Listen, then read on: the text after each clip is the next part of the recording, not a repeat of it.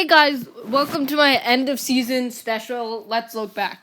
In this video, I will be discussing what theories, mostly disproved theories, and if there's a chance that they could become true in season 9. And the main part of this video is discussing what I liked in the season and what I didn't like. Season 8 will probably replace Tournament of Elements as my new favorite season. However, this does not mean that there were things that I didn't like. In this video, I'm going to tell you what I like, what I dislike, and the main theories that were either proved or disproved. So let's get started, guys.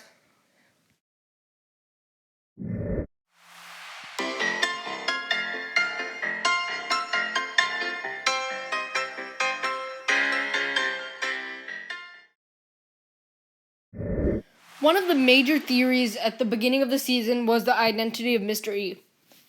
One of the lead theories concerning the identity of Mr. E was that he is the Overlord. No? Not satisfied about that theory? Well, what if he was Achronix? That was another theory mentioned. Or Pythor. Or someone else. Well, it turns out all of those are disproved. Actually, this theory is disproved earlier than later in the season. And actually, he's a Nindroid. Oh, some more theories have popped up. Is he Cryptor? Is he Echo Zane? Well, not that we know of right now. He could still always be in Season 9, but I highly doubt it. It turns out Mr. E is just a normal Nindroid, as far as we know right now. Now, could he still be Cryptor or Echo Zane? Maybe, but I highly doubt that will be touched on in Season 9. As soon as we saw Hutchins, we all knew something was really up with that guy. He was paranoid and extremely suspicious of the ninja. Our immediate reaction was that, oh, he's evil. Only then, in the next episode, he is presumed to have died. Well, many of us, including myself, thought he would come back. We watched the season progress and no sign of Hutchins. No sign of him in the Temple of Resurrection like his Lego set counterpart. Well, as of now, Hutchins is most likely dead. But he could probably return in Season 9, but I highly doubt that also. There's already enough going on for Season 9. In my opinion, Hutchins is a wasted character, but I never thought his character was interesting in the beginning. He's just paranoid and suspicious overall, and that doesn't really make for an interesting character. Many people also thought that Harumi could turn good. Garmadon, something could happen with Garmadon. Maybe even the other sons of Garmadon, including Garmadon also potentially betraying Harumi. None of that really happened this season, and it's actually the very first season where the bad guys actually win in some capacity.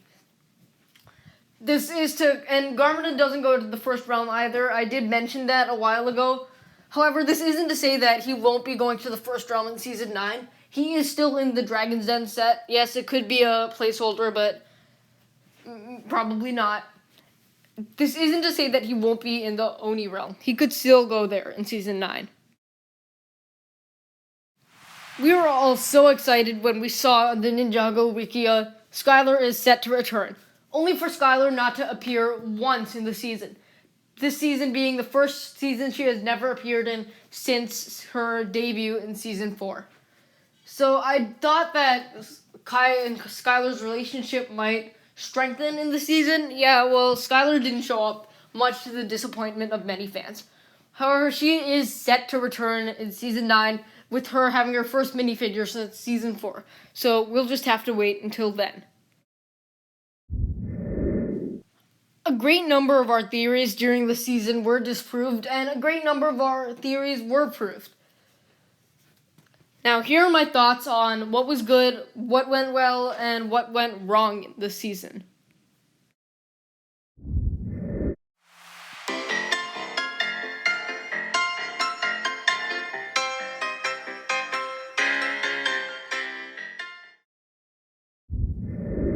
Harumi was my favorite character, hands down, and one of my favorite Ninjago villains.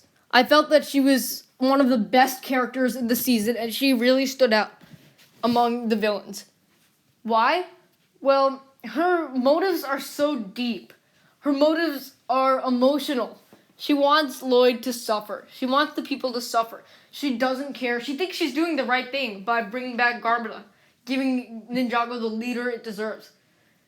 By making a villain that thinks that she's doing the right thing and also has motives that are way down deep, you're really succeeding in establishing and developing an amazing villain. Harumi is also one of my favorite characters because of her relationship with Lloyd. We all shipped Lloyd Harumi at the beginning, but no, it turns out she's pure evil. She's one of my favorite characters in the season and one of my favorite villains too. This season had a cliffhanger in every episode. Whether it was a really minor cliffhanger or a huge cliffhanger, it was filled with cliffhangers. And cliffhangers really do a great job in making the fan base enthused, setting up spirit. This season did it. And no better cliffhanger, no more major cliffhanger than the one in episode 84, where the ninja are left stranded in the Oni realm as dragons fly right above them. Wow, that was a great cliffhanger, and everyone is hyped about season 9. Now, the second part about this pro is the villains winning. It's something different.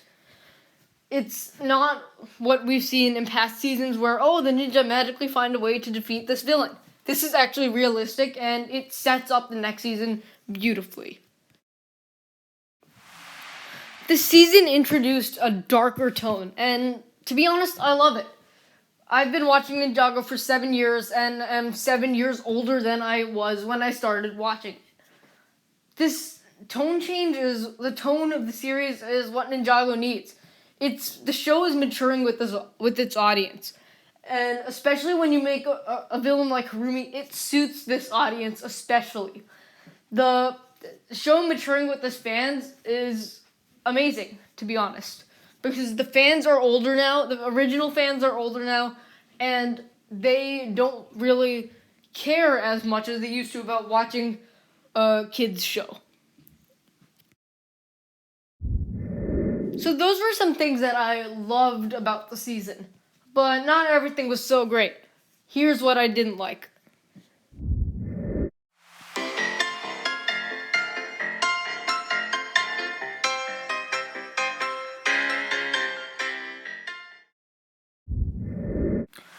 I really gotta say, I didn't like Garmadon. I was pretty disappointed with him.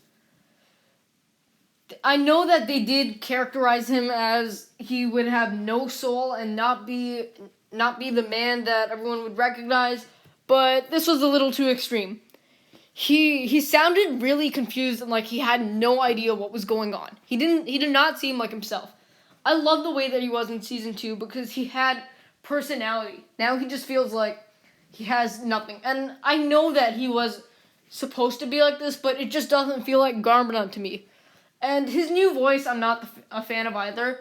I prefer the old voice actor coming back 10 times over another voice actor, and I'm so grateful that Mark Oliver did return, but it doesn't feel like Garmadon anymore. Regardless of this, I do like his design.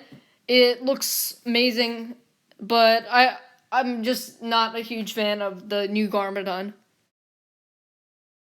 Please forgive me as this is pretty nitpicky, but there was a great deal of continuity errors in the season. One of the first continuity errors, and this one was in the storyline, was Garmadon turning evil because he was an Oni. And that pretty much contradicts with Garmadon turning evil because of the Great Devourer. I'm not sure if the Oni was just there in Garmadon, if that's what the writers were trying to get across, but to some it did seem like that was the reason why Garmadon did become evil and just pretty much forgetting the Great Devourer. I could be wrong, but that's what it did seem like to me.